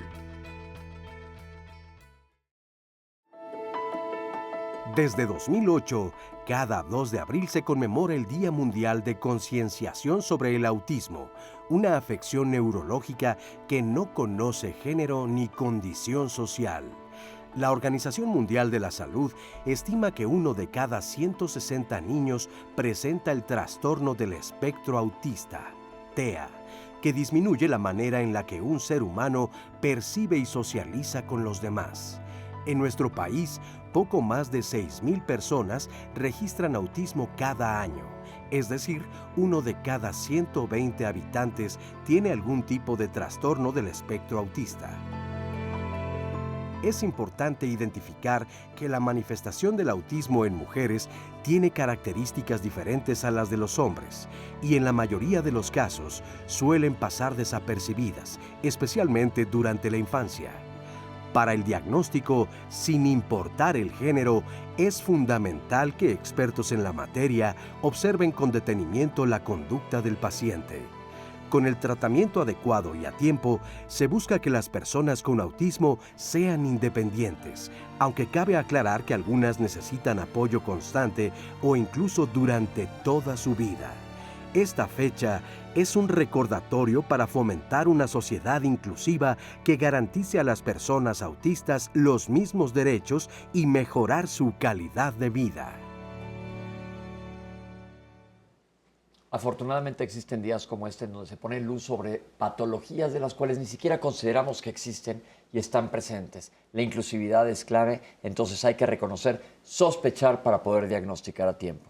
Nosotros regresamos a nuestro tema, estábamos hablando de quemaduras y nos faltó comentar quemaduras eléctricas. Doctores, ¿qué nos dicen de ellas? Las quemaduras eléctricas son quemaduras que potencialmente podrían no dar manifestaciones físicas claras inicialmente, pero esas siempre ameritan que vayan a una atención hospitalaria porque hay lesiones internas o del sistema eléctrico o del corazón que pueden venir secundarias a un choque eléctrico. ¿Cuáles son las más comunes de las quemaduras eléctricas? La más común es en el hogar, en niños pequeños que introducen objetos metálicos en los contactos. Es importante Ahora ya hay cosas que protegerlos. tapan los contactos Sí. que antes no existían. Ok, eso es importante. No dejar cubiertos nada con lo que los niños puedan meter. O la otra, digo, por ejemplo, cuando están en la azotea, algún adulto queriendo arreglar algo y que de pronto se cruzan los cables de energía eléctrica, ¿sí? Entonces, también ese tipo de situaciones tomarlas muy en cuenta, porque en vacaciones de pronto queremos hacer talachas en casa, que arreglar una cosa, poner un tendedero, etcétera. Entonces, tener muchísimo cuidado con lo los que es el cables. contacto con los cables de la corriente eléctrica. ¿Por qué? Cuando hablamos de 120, 220, pues a lo mejor nos da una descarga muy fuerte, pero si tenemos alto voltaje, esto genera, como bien decía la doctora, quemaduras que a veces solo se ven en las manos. Por donde entró. Por donde entró, por donde entró y por donde salió, pero la quemadura llega a ser extremadamente grave. Eso es que poca gente lo sabe, que una quemadura eléctrica, yo me acuerdo un caso de alguien que llevaba una viga y pasó por abajo de unos cables, la viga tocó los cables, le entró por la cabeza y le salió por el pie, porque pues es corriente. Claro. Entonces quema donde entra y quema donde sale y por donde pasa. Y por todo el adentro, trayecto, entonces hay exacto. quemaduras internas. Entonces prevención sobre todo en los niños. Sí, Y bueno, hay que andar con cuidado si vemos cables, ¿no? Tener cuidado cerca de transformadores, cerca de cables de alto voltaje. Si van a pintar, por ejemplo, usar una escalera de aluminio, no necesariamente tienen que tocar el cable o el poste. A veces el arco eléctrico con que se acerque Es nos que puede dar suficiente, una sí, descarga. claro. Entonces lo mejor es no manipular objetos metálicos ni siquiera cerca de los cables de Y alta tensión. tomar en cuenta algo, ¿eh? Si una persona está pegada a los cables, lo primero que tenemos que hacer es bajar la energía para después mover al paciente. Yo creo que ahí estás tocando un punto muy clave. Si tú tocas a alguien que se esté electrocutando, te vas a electrocutar Claro, tú también. También. Sí. Ok. Lo puedes remover con un objeto no metálico, siempre y cuando no te acerques tú. Es decir, si veo que te estás electrocutando con el sillón, te trato de empujar para otro Sí, lado. a lo mejor me No con la puedes- mesa porque sí es de fierro. Me puedes a lo mejor empujar con el sillón o un palo de escoba, algo así que no genere contacto. Así es. Obviamente Muy lo importante. mejor es cortar Cortar la corriente, electricidad. claro. Entonces, ¿ustedes saben en su casa en dónde se corta la electricidad de su casa? Bien importante, cosas que no tenemos idea. Sí. Así No es. tenemos la menor idea de dónde cortar la electricidad. Yo les pregunto a ustedes como público, ¿saben dónde? Después del programa averigüen dónde para tratar de evitar favor. que esto vaya a ocurrir. Para saber dónde bajar el switch. Ok, preguntas. Sí, hablando de cuestiones y accidentes que pasan en casa, Pedro quiere saber qué hacer si un niño tomó un líquido corrosivo que estaba en un envase de refresco. Eso es algo súper común. Lo primero que tienen que hacer es no inducir el vómito. Eso es lo primero que tienen que hacer, porque el líquido quema de entrada y luego quema de salida.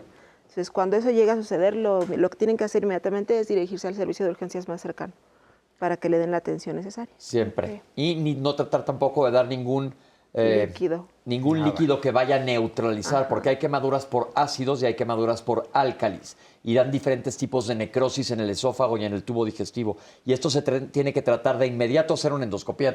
Bueno, obviamente que se proteja la vía aérea, porque también a veces se quema.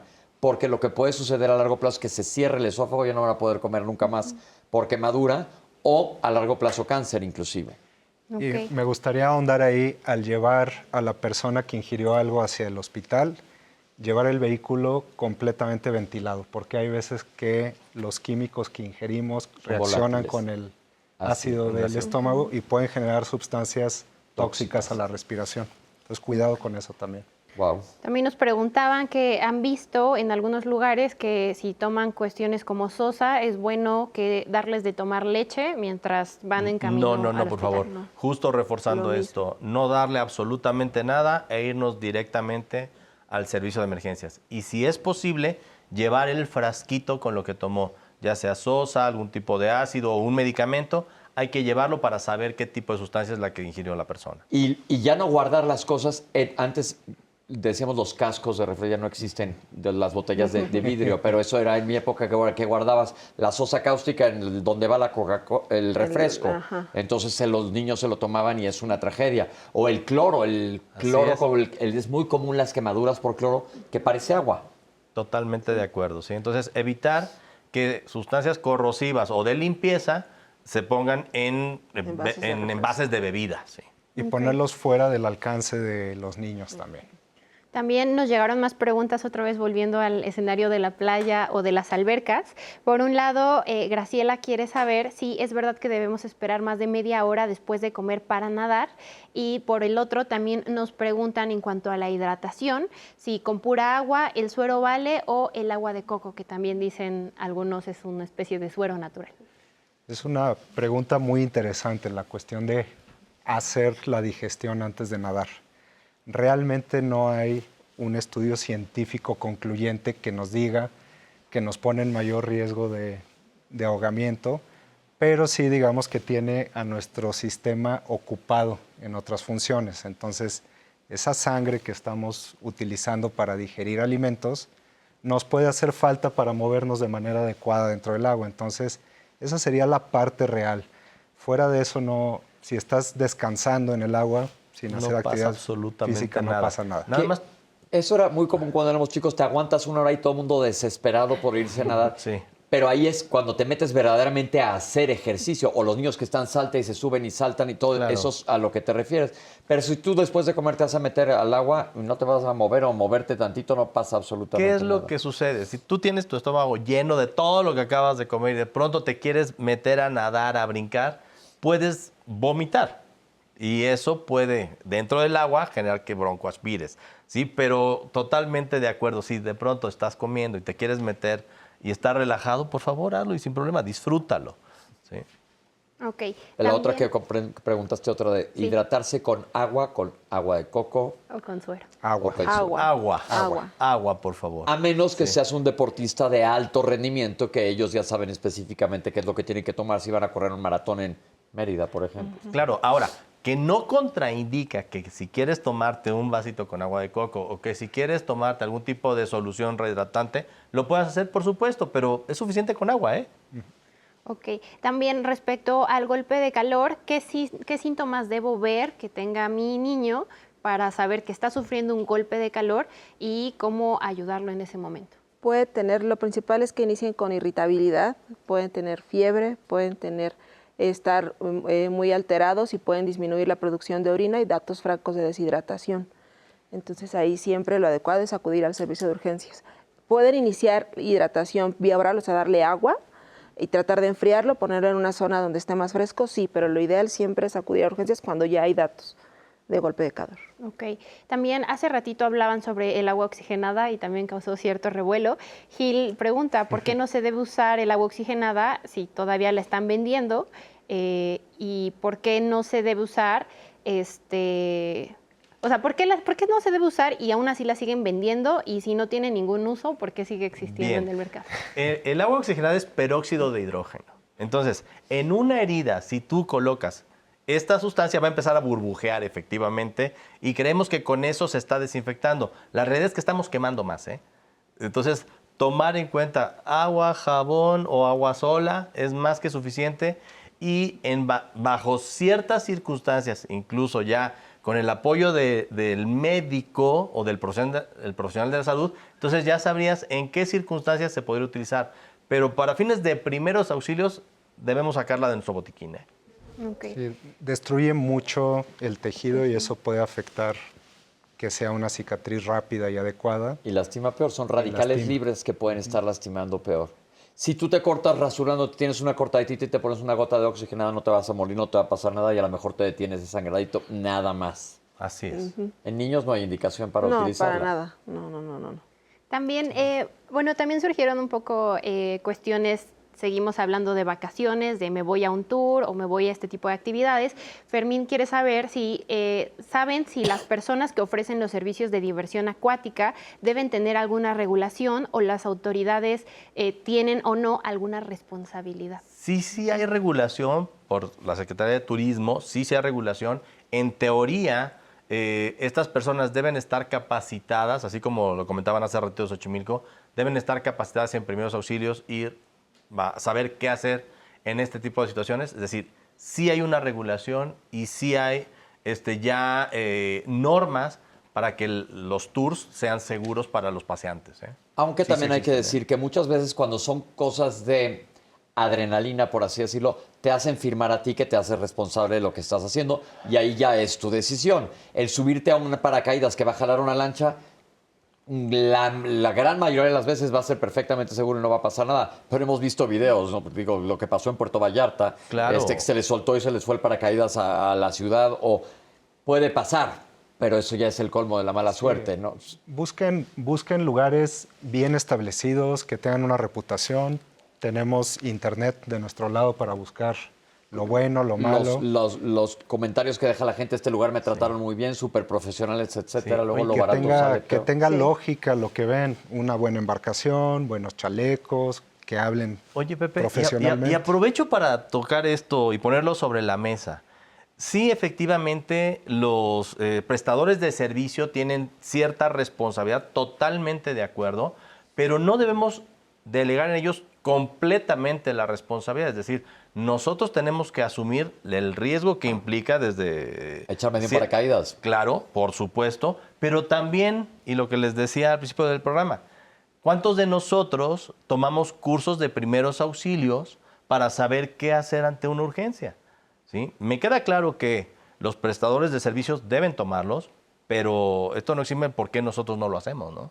Y que de hecho fue una de las preguntas del público, ¿dónde pueden tomar este tipo de cursos y si hay alguno que sea gratuito? Sí hay cursos gratuitos, incluso en internet se ofrece capacitación, recomendación, por ejemplo, ya sea con Cruz Roja, hay programas. Cruz Roja Capacitación. Hay programas gratuitos tal cual y también hay prestadores de servicios que ofrecemos cursos de capacitación en primeros auxilios, reanimación cardiopulmonar, y no tiene que ser algo extremadamente complejo, ¿eh? Simple y sencillamente el saber qué hacer ante una urgencia desde casa o incluso en vacaciones. Sí, sí hay opciones gratuitas de parte de Cruz Roja Mexicana. El área de capacitación ofrece programas tanto profesionales como cursos gratuitos de primeros auxilios. Y bueno, pues lo mismo que cuando buscamos un proveedor de servicios, siempre ver referencias, recomendaciones y saber que nos estamos acercando a alguien que lo hace bien. Y esta pregunta, Pepe, es directamente para ti. Sopas.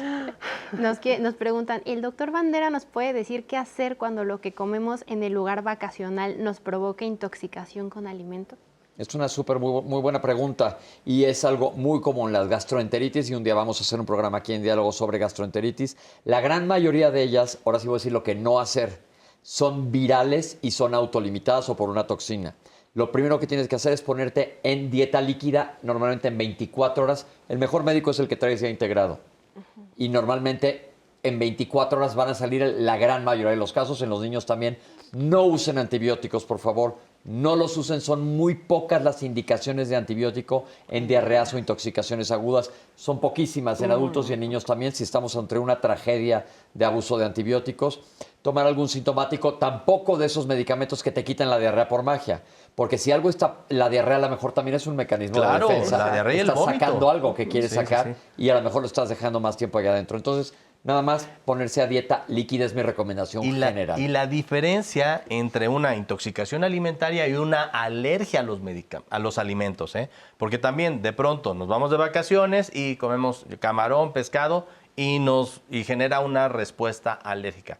Es diferente eso a la intoxicación alimentaria. ¿Sí? Es una gastroenteritis, Sí, no la te enronchas gastroenteritis, todo, se te hincha la boca, a los niños les pasa frecuentemente. Y en niños menores de 2 años siempre acudir al que los valoren, porque los niños no pueden pedir agua. No, nuestro primer mecanismo contra la deshidratación es la sensación de sed. Un niño menor de 2 años no nos puede decir que tiene sed, entonces los niños se deshidratan mucho más rápido y no pueden pedirnos ayuda. Entonces siempre vayan a que los valoren, siempre. Ok, también nos contaban experiencias personales. Carla nos dice que ella cuando suele llevar a sus niños a la playa, les pone un gel que venden en la farmacia para después del sol. ¿Este gel lo recomiendan o, como mencionaban en las quemaduras, no ponerles nada? Mejor que no se queme. Sí, mejor que no se queme. Lo ideal es prevenir. ¿Sí? Ajá. Seguramente ubico más o menos algunas sustancias. Después de... Si ya estuvo expuesto y quieres rehidratarlo, es rehidratación oral y algún tipo de crema también con factor de protección. Sí. Nada más para evitar la comezón que de pronto le da a los niños, ¿no? Y en niños pequeños esos geles se pueden asociar también hipotermia y absorción de sustancias que no queremos que absorba a través de la piel desnuda por una quemadura. Ahí sí. Ok, también, bueno, los quieren agradecer mucho porque nos decían por acá que bueno que hablan de los riesgos en casa porque muchos nos quedamos en casa y decidimos hacer trabajos de talacha y tenemos accidentes porque no medimos los riesgos que puede tener mover ciertas cuestiones. Perfecto, yo antes de irnos, que se nos está acabando, hay otro que es común.